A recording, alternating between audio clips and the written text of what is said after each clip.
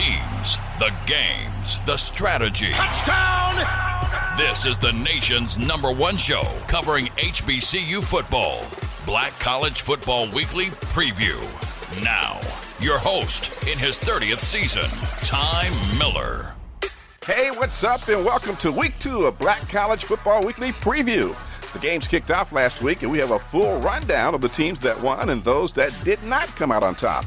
This includes Fort Valley State's embarrassment of Tuskegee, Jackson State's defensive win over FAMU, and Alabama A&M's overtime win over South Carolina State. This week, a lot of teams will step up in competition to play the big boys. We'll look ahead to those matchups. There's also a check on each Black College Conference, comments from a former HBCU star who is now the NFL's highest paid linebacker, and the latest Power News and Sports Top 10 Black College Football Poll. BCF Weekly Preview kicks off after this.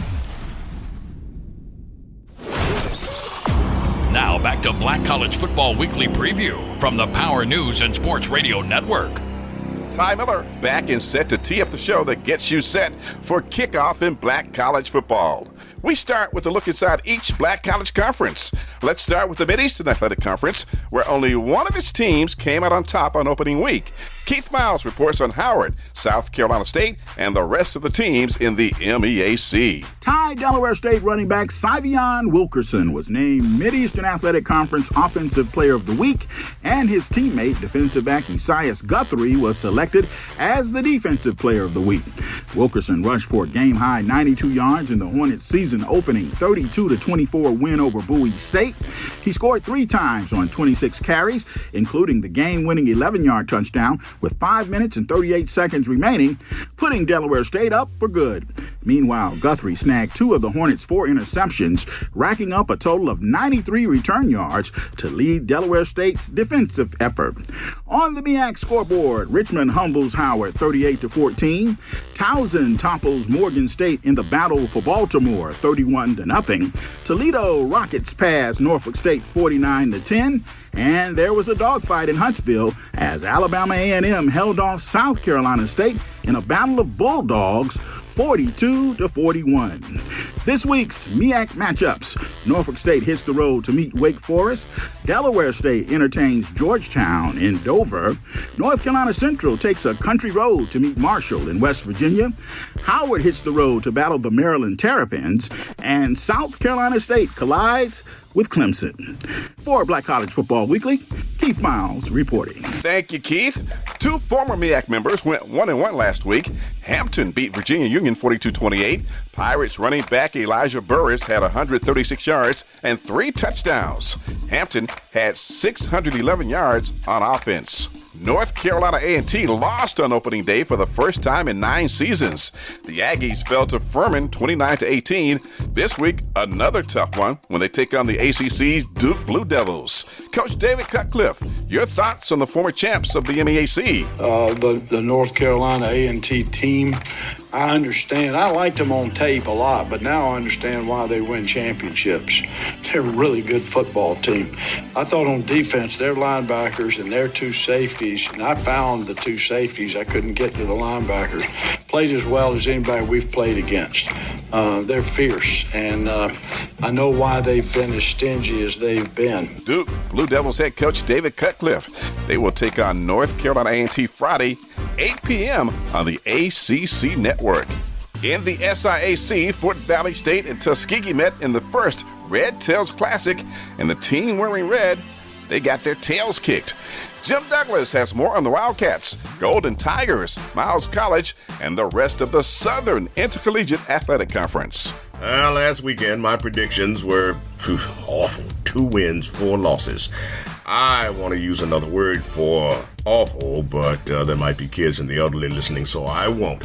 Morehouse couldn't get out of its own way, got trounced 48-7 by West Alabama. The house was on the road. And Clark AU scored a field goal with 2 seconds left in the final period to surprise the Black and Blue Bears of Livingstone 13-10 in Salisbury, North Carolina. And Fort Valley surprised the heck out of Tuskegee, shutting out the Golden Pussycats 30-0. Alabama State slid by Miles 14-13. Benedict wipes whips. Provision Conference foe Allen 45-12. Valdosta State 53, Savannah State 7. Welcome back to D2 SSU. And from Thursday, August 26th, provisional SIAC member Edward Waters 4-point winners over Florida Memorial, and Kentucky State defeated Central State 20-6. Now for this weekend and the predictions of yours truly humble self, Miles and Southern. Well, Miles will win this by a field goal. Surprised. And speaking of surprises, watch Fort Valley give the Orange and Green Rattlers a black eye when they beat old FAMU. Kentucky State will climb to 2-0 with their win over Kentucky Wesleyan. Tuskegee at Death Valley, Alabama this weekend will prevail over West Alabama. CAU will win it over Lane. Savannah State will whip Livingstone. Albany State will beat up on Shorter College. And I'm afraid, friends, that Morehouse will fall to 0-2 when West Georgia beats them in Carrollton, Georgia. Lord. For Black College Football Weekly, this is Jim Douglas. In it loud. Thank you, JD. Now let's head to the CIAA. Here's the man who covers football from the field to the stands, John McCann. Defending CIAA champ Bowie State went up to Dover, Delaware, and went down. Took an L right out the gate of the 2021 season. Delaware State won 32-24, even though Bowie State quarterback Jerome Johnson threw 3 touchdown passes. Problem was, Bowie State was down 26-3 at halftime. Can't be out here spotting teams like that. And you can't be out here generating a mere 188 yards of total offense and expect to win. I'm talking about Shaw now. Wingate beat them 30-7. Let's go to Mars Hill. It's overtime. Chowan had given up 17 unanswered points, but Chowan's Jalen Boyd lowered his head and pushed through for a 1-yard score. Got the Hawks out of there with a 30-26 win. St. Augustine's has a new coach. St. Augustine's got the same result they've been getting. Tusculum landed on the Falcons field and flew out of there with a 58-14 win. All right, a close one between Clark and Livingstone. Clark pulled it out 13-10. All right, Fayetteville State, Elizabeth City State, the Down East Viking Football Classic. That's where Fayetteville State defensive end Keyshawn James put on a clinic. 11 tackles, 6 of them behind the line of scrimmage, accumulated 3.5 sacks. Brother was wrecking shop. Okay, pop quiz. Elizabeth City State generated 101 yards of total offense. Did the Vikings win? No, Fayetteville State with the dub, 47-6. Lock Haven licked Lincoln 20-0. Lenore Ryan ran through Virginia State 48-7, and Hampton handled Virginia Union 42-28. All right, this week, Shaw goes to Davidson. Chowan gets a crack at Tusculum. St. Aug's at Limestone. Virginia State at Ohio Dominican. Virginia Union against Valdosta State. Winston-Salem State at Catawba. Johnson C. Smith gets Allen. Lincoln at Savannah State. Fayetteville State at Wingate. Elizabeth City State at Bluefield State. Bowie State at Saginaw Valley State. And it's Lincoln against Central State. Okay, class dismissed. Thank you, Johnny Mack. On the SWAC scoreboard last week, Grambling State held off Tennessee State 16-10. Troy routed Southern 55-3. Arkansas Pine Bluff beat Lane College 34-16. UTEP got past Bethune-Cookman 34-28. It was Prairie View 40, Texas Southern 17. In overtime, Alabama State 14, Miles College 13. Alabama A&M got by South Carolina State 42-41. And it was Jackson State 7, Florida A&M 6. This week, Grambling State takes on Southern Mississippi. Jackson State tackles Tennessee State. More about that later. Bethune-Cookman will play Central Florida. We also have more about that game. Texas Southern goes to Baylor. Alabama State will take on Auburn. We'll talk to Hornets head coach Don Hill-Ely and Auburn's Brian Harsin. FAMU plays host to Fort Valley State. Southern entertains Miles College. Prairie View plays Incarnate Word. And Alcorn State will take on Northwestern State. Coming up, we'll go inside the coaches' corner to preview the key games this week. Plus, you will hear from other head coaches, including Buddy Pugh, Deion Sanders, Gus Malzahn, and Eddie George, when we continue on Black College Football Weekly Preview.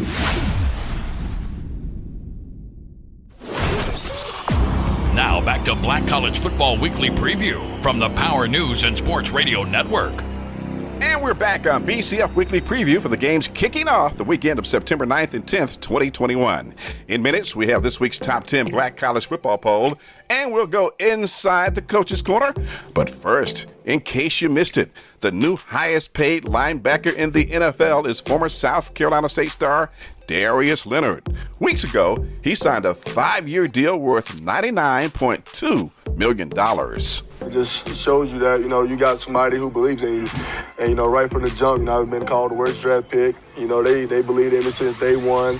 And I try to come out day in and day out and prove that, they had someone special. And, I haven't did anything yet. So I got to continue to show that, they got somebody and keep showing the doubters that, they're wrong. And no matter what you do, no matter what you say, you're not going to put a label or limit me on anything that I do. So it's just good to see that, the whole coach organization is behind me. Former South Carolina State star and Indianapolis Colts linebacker Darius Leonard, proving you can get there from here, and here is Black college football. It's going, yeah, you heard me? The countdown.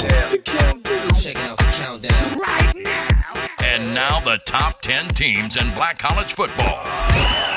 From the Power News and Sports Radio Network. Tie Week 2 is posted and things are beginning to shake out in the poll. Some close games send the ripple effect from top to bottom, so let's roll. 10-1 without hesitation. Fort Valley State enters the fray at number 10, and Delaware State muscles in at number 9. North Carolina A&T drops from 7th to 8th, with North Carolina Central pulling itself up from 9th to 7th. Grambling State levitates down from 6th to the 8th slot. First tier 5-1 shakes out as follows.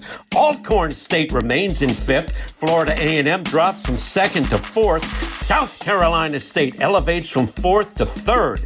Jackson State improves, moving from 3rd to 2nd and remaining at number 1 after slipping by South Carolina State 42-41. Alabama A&M. I'm looking forward to next week, Ty. Keep up the outstanding work. Just don't get caught. Flea Flicker, go. When you put that uniform on, you better come to work. Now it's time to go inside the coach's corner to preview the top games this week. In Memphis, Tennessee, 2 of the newest leading men for HBCU football will be on opposite sidelines when second-ranked Jackson State takes on Tennessee State. Deion Sanders and his Tigers nipped FAMU on opening day, thanks in part to their defense. Deion says they are very good, but nowhere near where they're going to be. They're just coming together. We still have a ways to go. But these guys truly believe in one another, and they are coming together. And I'm happy. I'm happy with where we're going and the tempo that we're going in. Tennessee State was tough in their opener against Grambling State, but they fell to the G-Men 16-10. Sanders says the tape shows they play the way he expects an Eddie George-led team to play. They're going to play tough, man. They're going to take on the personality of Coach George. He was tough. He was strong. He was big. He was fast. He was something to deal with on every play and well-conditioned. So I see some of these similarities on film. We have not, in its totality, studied everything about them because it's only been one game. But they fought hard. And they're going to be a tough team. Jackson State head coach Deion Sanders. Eddie George has seen the early success that Sanders has had, and during his early days as TSU head coach, he spoke to Deion about the HBCU landscape. Now, he's looking forward to the matchup. After talking to Deion, he shared with me a few things to look out for, things I needed to do, some words of advice. Consider him a mentor, a great friend, competitor. So it's going to be awesome to put my brother up against his on Saturday. Tennessee State Tigers head coach Eddie George. A very tough task for Buddy Pugh and his South Carolina State Bulldogs when they tackle the Clemson Tigers. Clemson lost to Georgia last week. Pugh's team fell by 1 point to the top-ranked Alabama A&M Bulldogs. That 42-41 setback was a tough pill to swallow. So, Coach Pugh, what about the matchup with Clemson? There's always things there, Ty, that you get, a little bit of a feel that you can actually go out and do against these kinds of guys. And this week's not much different. But, it's them against their last couple games. They played Georgia Saturday, and then their last game of 2020 was Ohio State. You gotta see the kind of specimens that run around out there on those 4 teams that we just mentioned. So, it's a little bit of a shot in the dark as to whether you can do to them what you see other people doing to them. But it'll be interesting. South Carolina State head coach Buddy Pugh. In Auburn, Alabama, the SEC Tigers play host to the Alabama State Hornets. Don Hill-Ely looks ahead by remembering how his team was affected when the two met 3 years ago. I'm still aware that when I went in there to play these guys the last time, we had 9 young men that got injured and couldn't play anymore. So, it's still understanding where you're going. We're not going in scared. We're going to go in and play Auburn, and we're going to play the guys that's in the helmet and not the name that's on the helmet. Alabama State head coach Don Hill-Ely. Auburn's new head coach is Brian Harsin, and he spoke in detail about the Hornets, especially Alabama State's offense. Alabama State, 1-0, had a good win, close game. Had a chance to look at that film. We've obviously been looking at the previous years. Coach Hill-Ely's been there 7 seasons, and just offensively, they're multiple. They got a lot of different personnels. They do a good job with their substitutions and being hard to predict what it is that they're going to do. Their quarterback, Ryan Nettles, was the 2020 SWAC Freshman of the Year, finalist for the Jerry Rice Award. Very good player, strong arm. I think this guy can do a lot of different things, especially in their RPO game. Their running back, Ezra Gray, first team All-SWAC, led the conference in rushing last season. A couple other guys that stood out. Their tight end, Terrence Ellis. Their left tackle, Trevon Taylor. Both those guys have been recognized, good players. Certainly help that side of the ball, and have done a good job for them. Auburn head coach Brian Harsin. Bethune-Cookman will be at the Bounce House to take on Central Florida.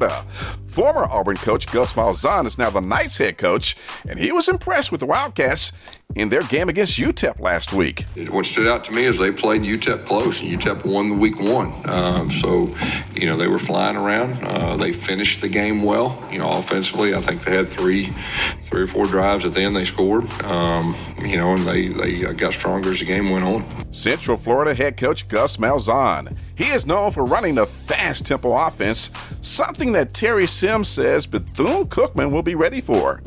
Honestly, we practice against it every day. So it's nothing new for us. I didn't know that there was another way to play football these days, except for fast. That's what everyone's doing now. And I think, if you practice against it every day, there's really no way to simulate, that speed at game time. But we enjoy it. Bethune-Cookman Wildcats head coach Terry Sims. UCF defensive lineman Big Cat Bryant says the Knights will play Bethune-Cookman like any other Power 5 team. They put their pants on just like we do. So, we're going to attack them just like they were, Boise or Alabama or whomever, And because, that's just how it is. You can't show weakness. Then at the same time, though, you want to show dominance. And that's my biggest thing when it comes to this. I don't like to look weak or, difficult with a team you're supposed to, beat or whatever, so that's just how I see it. Central Florida defensive lineman Big Cat Bryant. The last time we saw North Carolina Central, they were upsetting Alcorn State. The Eagles are back on the field this week to take on the Marshall Thundering Herd. Now, if they are to have any chance, they have to be able to block Marshall's defensive line. They had 9 sacks in their 49-7 win over Navy last week. And they were in the backfield all day long. And even Navy running their option game didn't even slow them down from attacking. So they attack a lot up front, and they get out to the quarterback. North Carolina Central head coach Trey Oliver. Alcorn State's back on the field for the first time in 2 weeks. They play host to Northwestern State. That game takes place in Lorman, Mississippi. In Hattiesburg, Mississippi, Southern Miss will play host to Grambling State. The Golden Eagles feature the son of NFL running back Frank Gore Jr. Really good football player. Really good football player. And, they got a lot of really good football players. I know they're chipping at the bit to get back on the field. They didn't play well in their first contest against South Alabama. And we know that, programs as such, they always have certain games circled, on their schedule as victories. And we know that we're one of them. So our team and our players and our coaches are extremely excited about that, about the fact that, there's really not much to lose. But we got an opportunity to go out and compete. Grambling State Tigers head coach Roderick Fobbs. Another team facing Power 5 competition this week is Howard. The Bison take a short trip to College Park, Maryland, to play the Terrapins. According to Larry Scott, it's not about their opponent, it's about them. Our biggest challenge and our biggest opponent from week to week is just making it about us, not making it about who's next on the schedule. It's just another game in the way that we look at it. But what do we need to fix? What do we need to address today? Our team, our organization, what do we need to work on to make ourselves better? So the challenge is, obviously, we know Maryland's a challenge for us. Everybody in the world knows that that's a challenge for us. But for us, we present the challenge to ourselves as the biggest challenge is it's all about us. Howard head coach Larry Scott. Time for a break. BCF Weekly Preview. We'll be right back. I love football. Now back to Black College Football Weekly Preview from the Power News and Sports Radio Network. Next week on Black College Football Weekly, we'll recap all the scores and highlights and get you set for another week of HBCU competition. Special thanks to Jim Douglas, John McCann, Keith Miles, Charles Burchell, and the G-Man, Ron Gerard. Also, thanks to Ben Sound Music. We'll talk to you next week. I'm Ty Miller. You've been listening to Black College Football Weekly from the Power News and Sports Radio Network.